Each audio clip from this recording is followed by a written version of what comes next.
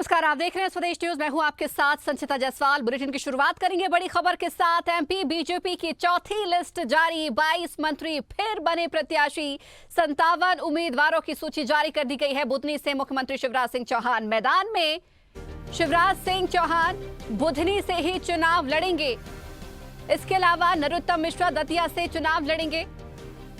तो बीजेपी ने अपनी चौथी लिस्ट जारी कर दी है। शिवराज बुधनी से उम्मीदवार, भाजपा की चौथी सूची में 57 नाम शामिल।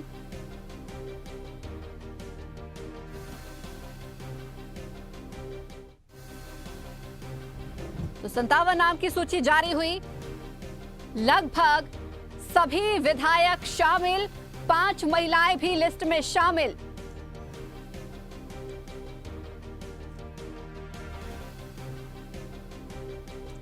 तो मध्य प्रदेश विधानसभा चुनाव को लेकर बीजेपी ने कैंडिडेट्स की चौथी लिस्ट जारी कर दी है।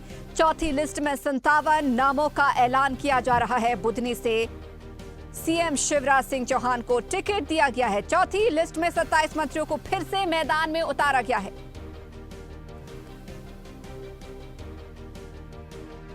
तो अब तक आपको बता दें कि इससे पहले भाजपा ने पहली, दूसरी और तीसरी सूची भी जारी की थी। कुल 79 नामों का ऐलान किया था और अब 57 नामों की और सूची जारी कर दी है। यानी कि अब तक बीजेपी के कुल 136 सीटों पर प्रत्याशी घोषित।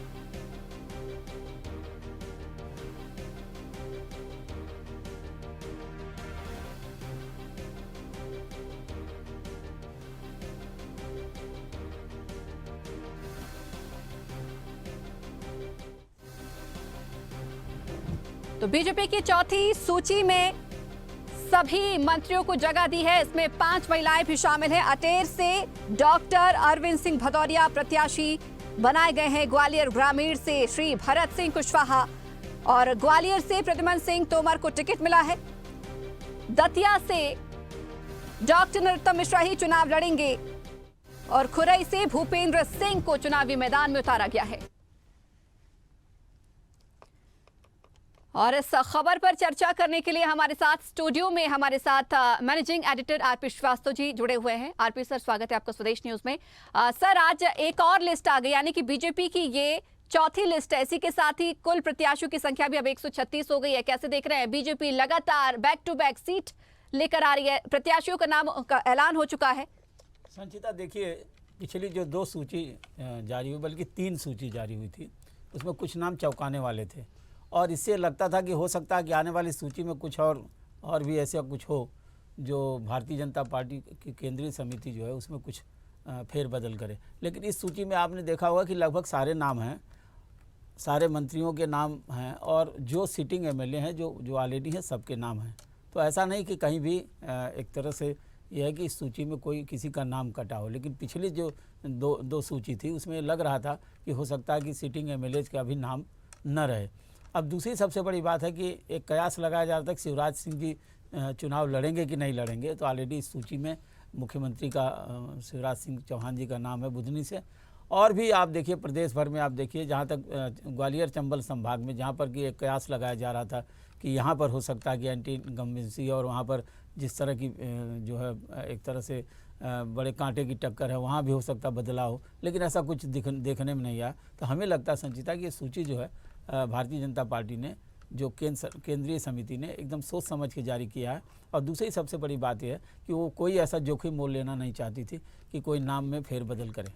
सर, जैसे कि अभी आप कह रहे हैं कि यहाँ पर संशय था कि शिवराज सिंह चौहान को बुधनी से टिकट मिले या ना मिले, लेकिन चूंकि ये स्पष्ट हो गया है शिवराज सिंह चौहान बुधनी से ही टिकट उनको मिला है, चुनाव लड़ेंगे, तो क्या अब ये भी संभावना स्पष्ट हो गई है कि सीएम चेहरा वही होंगे? क्योंकि जिस तरीके से तीसरी लिस्ट की भी अभी आपने बात की, सांसद और केंद्रीय मंत्रियों को चुनावी मैदान में उतारा था, तो संभावना ये भी थी कि उनमें से कुछ चेहरे सीएम की रेस में शामिल थे।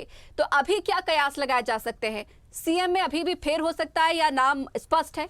नहीं, देखिए, कोई स्पष्ट तो नहीं है। आप देखिए, राजस्थान देखिए, मध्य प्रदेश देखिए, छत्तीसगढ़ में कोई सीएम चेहरा नहीं बना रही है भारतीय जनता पार्टी। अब रही बात, चूंकि ऑलरेडी सीएम है तो निश्चित रूप से कहा जा सकता है कि सबसे ज़्यादा बड़ी दावेदारी उनकी। लेकिन जिस तरह से 4-5 नाम आए हैं, केंद्रीय मंत्रियों के नाम आए, तो एक जो पूरे मीडिया में और पूरे एक तरह से जो कन्फ्यूजन था कि शायद शिवराज सिंह अगले मुख्यमंत्री के चेहरा होंगे कि नहीं होंगे। और लेकिन कोई पार्टी ने कोई ऐसा डिक्लेरेशन नहीं किया है और कि यहाँ पर कोई सीएम फेस कौन होगा। हाँ, ये बात ज़रूर है कि उनके चुनाव लड़ने से एक जो पक्की बात समझ में आती है कि यहाँ पर उनकी दावेदारी सबसे ऊपर है और आने वाले समय में अब केंद्रीय समिति उनका चेहरा लेके, अब तो चुनाव शुरू हो गई, चुनावी प्रक्रिया शुरू हो गई है, हो सकता है कि अपने कैंपेन के दौरान सीएम चेहरा डिक्लेयर करे। लेकिन सर एक चीज और है इसमें, केंद्रीय कृषि मंत्री नरेंद्र सिंह तोमर, जिनको पिछली जो लिस्ट आई थी उसमें उनका भी नाम शामिल था, उनकी भी कहीं ना कहीं मध्य प्रदेश में जो है संभावनाएं बनती हुई नजर आ रही हैं, उसको लेकर क्या कहेंगे आप? नहीं, देखिए, संभावनाएं तो राजनीति में एक तरह से संभावना ही है, कोई चीज़ एकदम कयास ही लगाया जा सकता है, ऐसा नहीं कि कोई कहा जा सकता। जब तक कि जो है भारतीय जनता पार्टी अपना सीएम कैंडिडेट डिक्लेयर न करे कि ये है, तब तक तो कुछ कह नहीं सकते। जहाँ तक रही बात है कि आप देख रहे हो कि 4 मंत्रियों को उतारा, सब लगभग जो है दावेदार माने जाते हैं। और पहले से जब भी कोई ऐसा होता था कि शिवराज सिंह चौहान के बाद कौन, तो यही 4-5 नाम निकल के सामने आते थे। तो हमें लगता है कि आज की डेट में जो सूची जारी हुई है उसमें शिवराज जी के चुनाव लड़ने से बहुत सारा जो एक तरह से माहौल था या लोगों में कन्फ्यूजन था कि शिवराज सिंह जी दौड़ में हैं कि नहीं हैं, या एक तरह से लोग कयास लगाते कि चुनाव लड़ेंगे कि नहीं लड़ेंगे, तो उन्होंने इस जो है भारतीय जनता पार्टी ने इस बात को जो है सिरे से समाप्त कर दिया। सर ये भी समझना चाहूंगी, आज जो बीजेपी की चौथी लिस्ट आई है उसमें तमाम वो नाम शामिल हैं जो शिवराज सरकार में अभी मंत्रिमंडल में शामिल हैं। इसके अलावा ये मंत्रिमंडल में वो मंत्री शामिल हैं जो कांग्रेस छोड़कर बीजेपी में शामिल हुए थे, इनकी वजह से उपचुनाव हुए थे, अधिकतर ये नाम भी इसमें शामिल है। एक बार फिर से बीजेपी ने इन पर भरोसा जताया है और इनको कहीं ना कहीं जो है टिकट दिया है। ऐसे में क्या जो पहले नाम थे उसको लेकर कुछ ना कुछ बीजेपी के अंदर फिर से विरोध के स्वर उठ सकते हैं क्या? क्योंकि पिछली सीटों में हमने देखा कहीं कहीं से विरोध के स्वर हो रहे थे कि बाहरियों को लाके बिठा दिया गया है और जो हमारे यहाँ के लोकल नेता है उनको कहीं ना कहीं टिकट मिलना चाहिए क्योंकि वो हमें ज्यादा अच्छे से समझ सकते हैं। नहीं, देखिए, बाहरी भीतरी का कोई सवाल ही नहीं उठता। पिछले 3.5 साल से सरकार में मंत्री हैं। दूसरी सबसे बड़ी बात यह है कि चुनाव लड़ के दोबारा जो उपचुनाव जीत के आए हैं, तो हमें लगता है और हमें जो भारतीय जनता पार्टी की पिछली सरकार को चलवाने में इनकी बहुत बड़ी भूमिका थी, इन्हीं विधायकों की और की थी जो और मंत्रियों की थी। तो हमें लगता है कि इनको हटाने का कोई सवाल ही नहीं उठता। और दूसरी बात विरोध के स्वर की बात है, तो ये तो पिछले चुनाव में जो हुआ था, हो सकता है इसमें थोड़ा उसका असर कम हो, लेकिन विरोध तो राजनीति में चलता रहता। बिल्कुल सर, रोकना चाहूंगी, हमारे साथ हमारे सहयोगी रायपुर से हिमांशु पटेल भी लाइव जुड़ गए हैं। हिमांशु, कैसे देख रहे हैं इस चुनाव को? लगातार बीजेपी जो है अपनी सूची पे सूची जारी कर रही है। कांग्रेस की बात करें तो फिलहाल जो सूचियां हैं वो कहीं ना कहीं अब तक नहीं लेकर आई है, संशय की स्थिति बनी हुई है। देखिए संजीता, बता दो कि जिस तरह से 21 नामों की सूची जो भारतीय जनता पार्टी ने पहले ही जारी कर रखी थी, 69 जो नाम है उसकी सूची, दूसरी जो सूची है वो आज जारी कर रखी है। आचार संहिता भी लगी है और जिस तरह से सूची जारी की है, हालांकि मैं कांग्रेस की बात कर लूं तो लगातार कांग्रेस है वो सूत्रों से मिली जानकारी के मुताबिक अपने जो दावेदार जो प्रत्याशी है उनको पहले ही अंतर सूत्रों से वो सूचित कर दिए हैं कि तैयारी अपनी पूरी रखे, हम टिकट उनको देने वाले हैं। लेकिन जिस तरह से भारतीय जनता पार्टी की 90 जो विधानसभावार जो सूची है वो पूरी जारी हो चुकी है। सूची की बात करनी जाए तो जिस तरह से वर्तमान जो सिटिंग एमएलए हैं उसके साथ साथ जो पूर्व मंत्री रहे हैं उन सभी लोगों को मौका दिया गया। साथ ही इस बार नए नामों की बात करी जाए तो धरसींवा से जो देवजी भाई पटेल की टिकट काटकर जो छत्तीसगढ़ छालीवुड के जो अभिनेता है अनुज शर्मा, जो बीते दिनों अभी हाल ही में भाजपा ज्वाइन किए हैं, पद्मश्री हैं, और उन्हें इस बार धरसींवा से मौका जो है अनुज शर्मा को दिया जा रहा है। तो निश्चित तौर पे सांसदों को मौका ज्यादातर दिया गया, जिसमें अरुण साव है, रेणुका सिंह है और ऐसे कई सांसदों को जो है इस बार जो मौका है वो पहली सूची में जिस तरह से देख सकते हैं कि जो विजय बघेल का नाम उस पर शामिल था, उसके बाद जो सांसद अरुण साव है उसको यहाँ पर टिकट दिया गया है। तो कुल मिलाकर सांसदों के साथ साथ अन्य लोगों को भी मौका है भारतीय जनता पार्टी के द्वारा लिया गया। लेकिन पूरी सूची में एक चीजें निकलकर सामने आई कि जिस तरह से भारतीय जनता पार्टी के द्वारा बार बार स्पष्ट रूप से कहा जाता था कि प्रदेश प्रभारियों के द्वारा 2 से 3 प्रभारी बदले, उस प्रभारियों के द्वारा कहा गया था कि 50 से ज्यादा इस बार उम्र क्राइटेरिया को ध्यान दिया जाएगा, ज्यादा उम्र वरिष्ठ लोगों को टिकट नहीं दिया जाएगा। लेकिन हिमांशु ये भी समझना चाहूंगी, देखिए पहली सूची जब बीजेपी ने छत्तीसगढ़ में जारी की थी तब 21 नाम थे। इस बार जो है जंबो सीट, कहीं ना कहीं जंबो लिस्ट है इसे हम कह सकते हैं क्योंकि 64 नामों का ऐलान हुआ है। लेकिन इसमें खास बात यह है कि 3 सांसदों को भी शामिल किया गया है। निश्चित तौर पर संजीता, लगातार जिस तरह से बात करी जाए तो सूची के इंतजार काफी लंबे समय से पूरे कार्यकर्ताओं, जनप्रतिनिधियों और तमाम जो चुनाव को लेकर तैयारी जो है हर पार्टी से सभी लोग एक एक सीट से लेकर 4 से 5 पर उम्मीदवार है तैयारी करते हैं। और ऐसे में भारतीय जनता पार्टी की आज सूची जारी कर तमाम जो उम्मीदवार थे उनके जो तैयारियों पर विराम लगा दिया। कुल मिलाकर पार्टी के लिए वो काम करेंगे। तो लगातार जिस तरह से 69 सीटों की जो सूची जो जारी हुई है उसमें कहीं ना कहीं सांसदों को मौका दिया गया। साफ तौर पर पहले ही अटकलें लगाई जा रही थी कि सांसदों को मौका दिया जा रहा है। और ऐसे में कई जो सक्रिय जो नेता है उनको लोकसभा में और राज्यसभा में भेजने की तैयारी भारतीय जनता पार्टी के द्वारा करी जा रही है।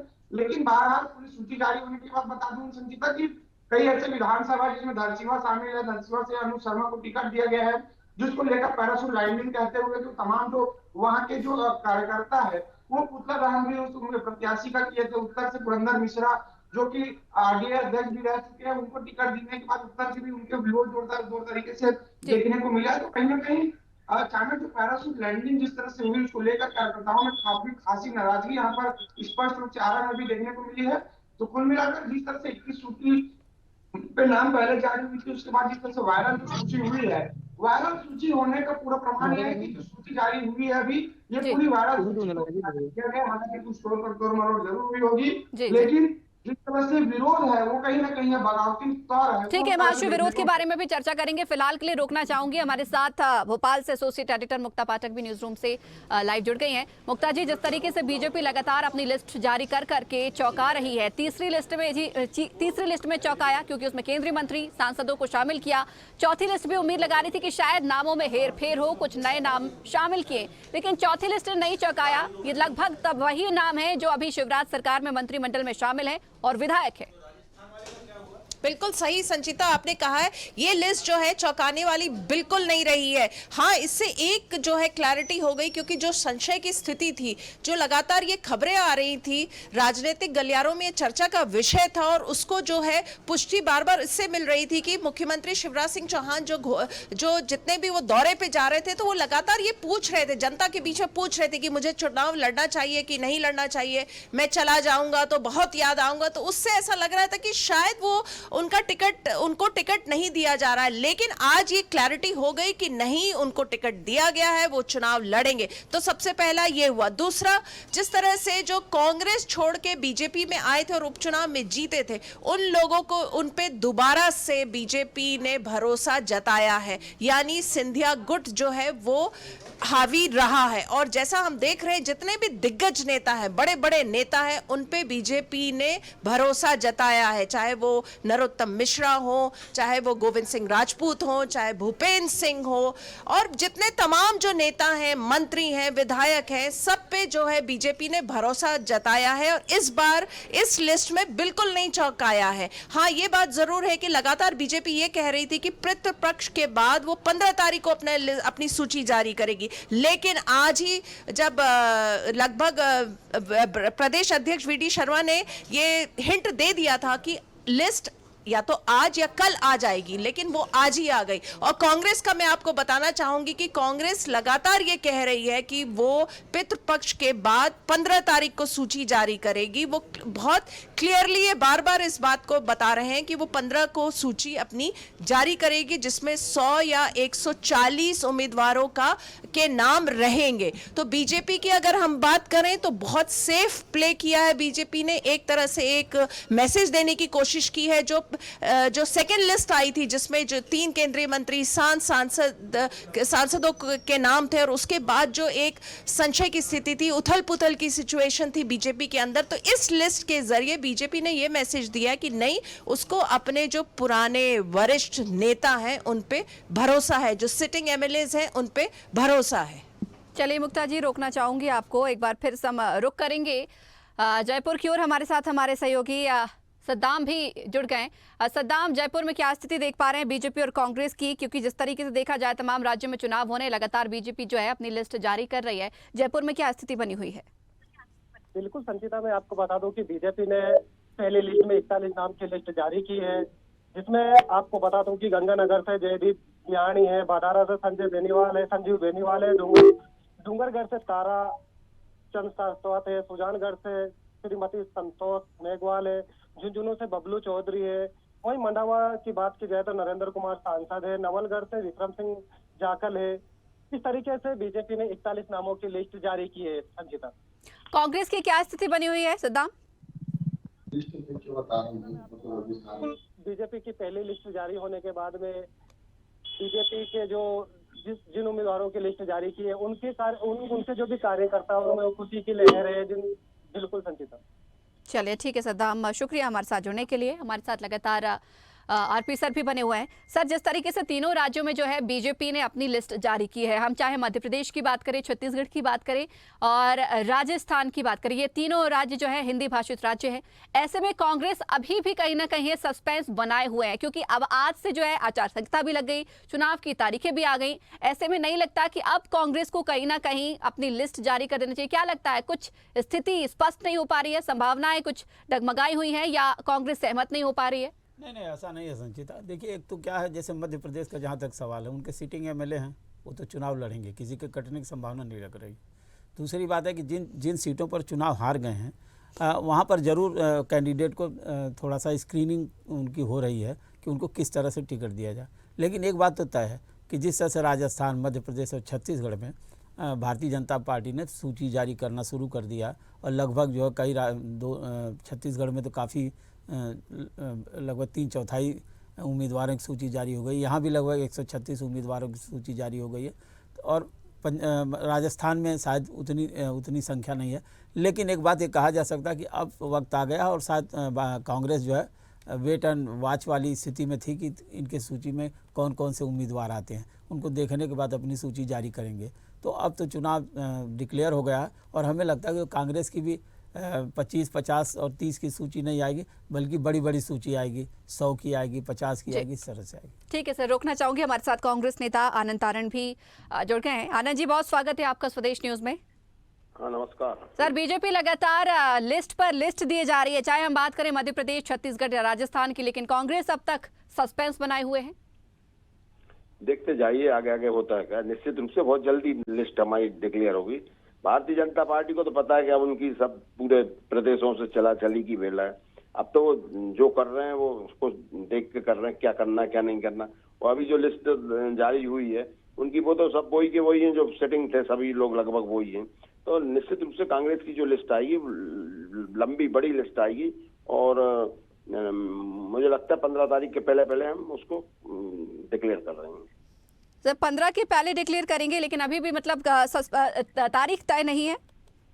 नहीं, तारीख सब तय है। अब जो हमारे नेता जिस दिन चाहेंगे उसको डिक्लेयर कर देंगे, उसमें कहीं कोई संशय नहीं है। लेकिन हम जो भी काम कर रहे हैं वो जनता के हित में कर रहे हैं, जनता के सब चीजों को देख रहे हैं। और जो निर्वाचन आयोग ने एक लाइन ऑर्डर मेंटेन करी उसकी भी ध्यान रखते हुए उन सब चीजों को करेंगे और जिससे जनता को जिससे ज्यादा से ज्यादा लाभ प्राप्त हो, जनता के हित में हम सब काम कर सकें, और इस तरह के लोगों को हम लिस्ट में जोड़ रहे हैं। ठीक है सर, रोकना चाहूंगी आपको, हमारे साथ गोविंद मालू भी बीजेपी नेता जुड़ गए हैं। गोविंद सर, बहुत स्वागत है आपका स्वदेश न्यूज में। नमस्कार सर, बीजेपी लगातार लिस्ट पर लिस्ट दिए जा रही है, चौंका रही है इस बार, लेकिन चौंकाए नहीं, वही सिटिंग एमएलए लिस्ट में शामिल। संभावनाएं थी कि कुछ नए लोगों को मौका मिलेगा, नए लोगों को बीजेपी चांस देगी। देखिए, नए लोगों को भी मौका दिया गया है हर सूची में। दूसरी बात यह है, नए हैं या पुराने हैं, जो जीत सकते हैं, जो विनेबल हैं कैंडिडेट्स, उनके बारे में हर पार्टी विचार करना चाहिए। हम तो उस वही करते हैं, जो जीत सकता है उसी को टिकट दिया जाता है। नए पुराने का कोई प्रश्न नहीं है, पहली बात। दूसरी बात ये कि हम कॉन्फिडेंट है, हम आश्वस्त हैं, हम इस बात के लिए प्रस्तुत हैं कि अब हम सरकार अगली बार फिर बना रहे हैं। इसलिए हमने जो उम्मीदवार घोषित किए, हम इसमें आश्वस्ति का भाव प्रकट होता है कि हमारे 137 लगभग उम्मीदवार घोषित हो गए हैं। अब कुल मिलाकर लगभग 80-90 उम्मीदवार और बचे 90 के आसपास। तो हमने बहुत आगे इस हाफवे ऑफ द मार्क्स पे आगे निकल गए हैं।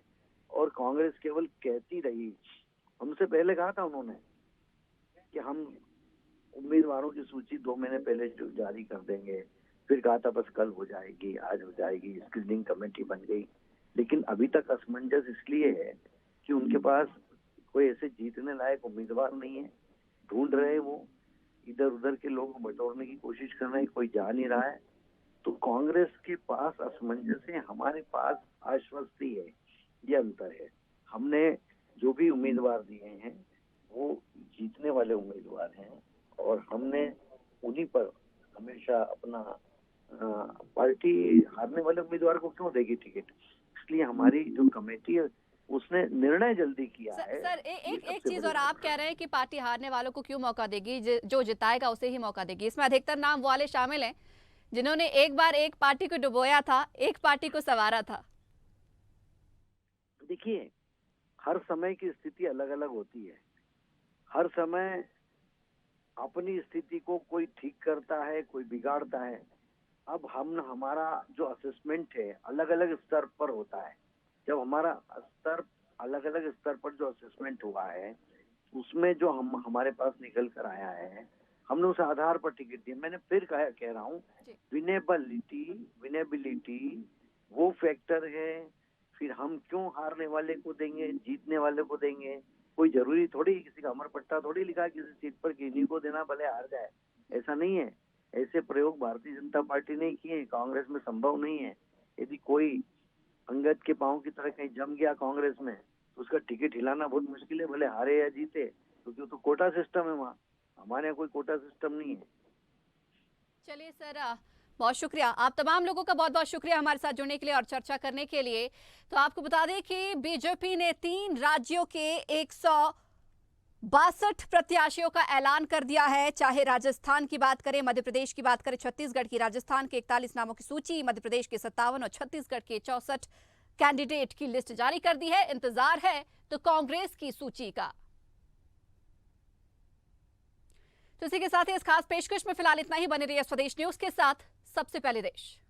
अगर आपको हमारा वीडियो पसंद आया तो लाइक, शेयर, कमेंट, सब्सक्राइब करें, बेल आइकन का बटन दबाएं। हमारी वेबसाइट swadesh live.com पर जाना ना भूलें।